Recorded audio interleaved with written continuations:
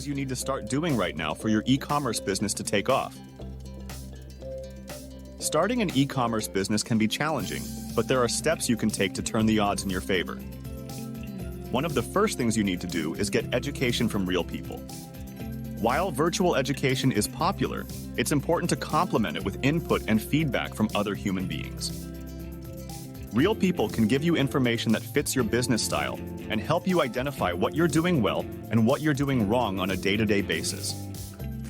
Another important step is to change your product. Don't be adamant about sticking to one product. Markets are constantly changing, so your strategy and approach should change too. Always be on the lookout for new and more profitable products to sell. Learn the best pace and moments to change them. Don't marry your product, steal someone else's girlfriend. Lastly, treat SEO as a measurable score. SEO is crucial for your product to sell on platforms like Amazon. Understand how the search engine works and the variables that make your product show up on people's screens. Amazon is an artificial intelligence engine that organizes products to show them to potential buyers. To get your product seen, you need to understand how to optimize it for search.